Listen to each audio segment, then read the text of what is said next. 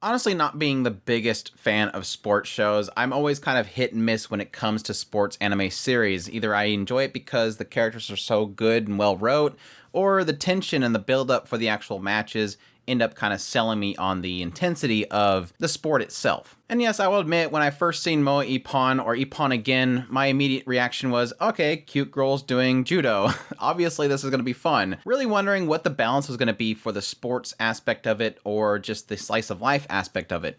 Typically, whenever you have a sports show, it's strictly just a sports show, not necessarily blending slice of life with it. And I really do feel like so far with the first two episodes of Ippon again, it really does feel like the slice of life aspect of the judo and the sport itself is really taking front and center. But are the characters well enough to really sell me on the series so far? That's what I'm going to get into with my first impressions of the first two episodes of Ippon Again, a series that is airing in the winter 2023 anime season. So let's jump right into it. Ippon Again opens up with both Michi and Sanai, who are currently taking part in a tournament in their middle school years. We get an idea really quickly that it's just the two of them in their judo club, as obviously their senpais moved on and nobody really joined. But this seems to be Michi's final tournament.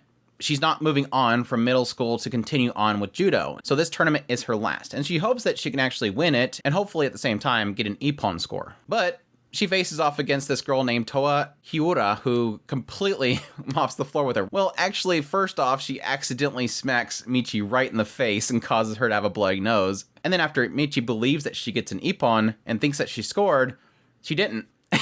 And so Toa takes the opportunity and floors her. And this is all, unfortunately, caught on camera and quickly gets viral on the internet. But still, Michi doesn't seem to care.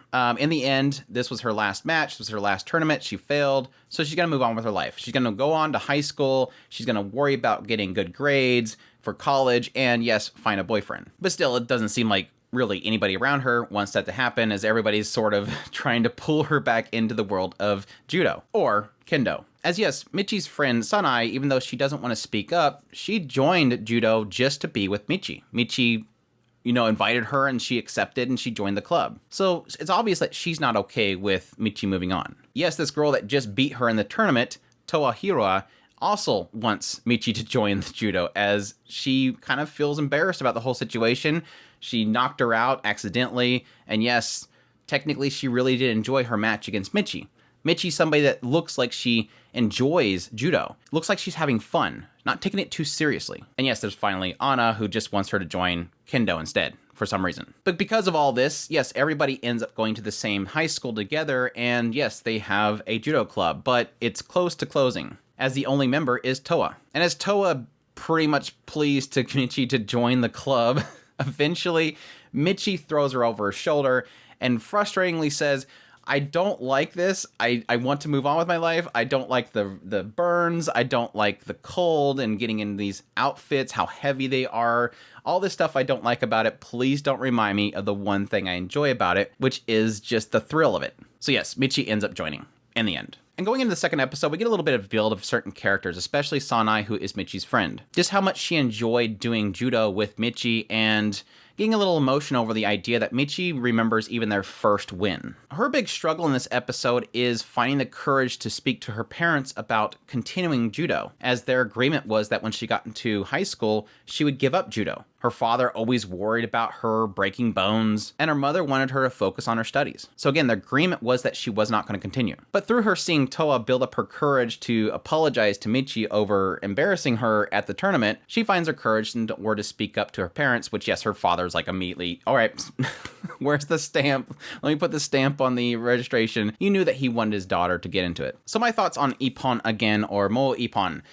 This series, honestly, when I first seen the previews for it, I was pretty excited about it. It looked really cute. I love the kind of unique character designs they had for this series. The art style itself overall just felt very different. And honestly, I really liked the designs. But again, my biggest draw coming into the series was that it was going to be seemingly a slice of life sports, which again, typically with a sports anime, you don't get slice of life genre added to it, even though typically they are slice of life in general. And again, I think the reason for that is that this show is seemingly much more interested in the characters, their interactions, their struggles, and just their daily routines, which again, like I said, seems to be the majority of the show so far. And to that effect, so far, it's not really doing much for me, and that's the unfortunate thing, because this is one of the shows that I was most excited about coming into the season. Michi's character seems okay, and she's got the majority of the focus for at least the first episode, and the idea that she's always felt like, even though she spent all these years working on judo, she never got stronger. She didn't feel like she was progressing at all.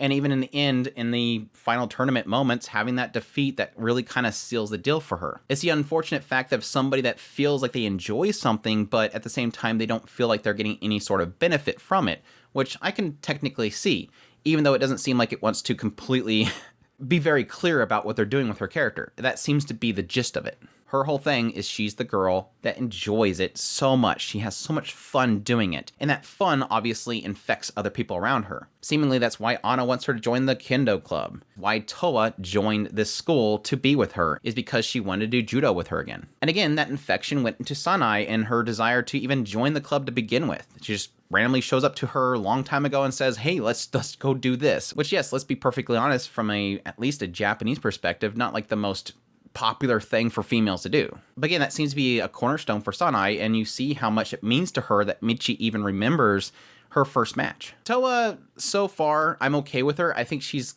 really the most quirky out of all of them. I know that's saying a bunch when you talk about Michi being the Genki girl, but Toa is more the character that just it doesn't have courage. She has very little courage, but she's really good at judo.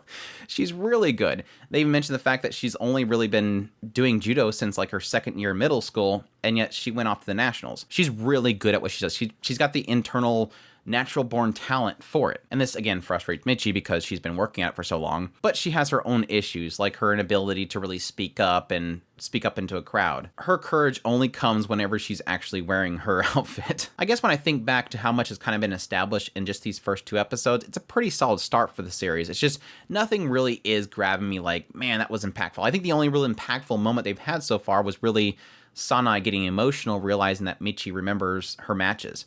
She got so embarrassed, and they're literally playing in the middle of this open area, and everybody's watching them, and she doesn't want Michi to get up because she's getting tearful.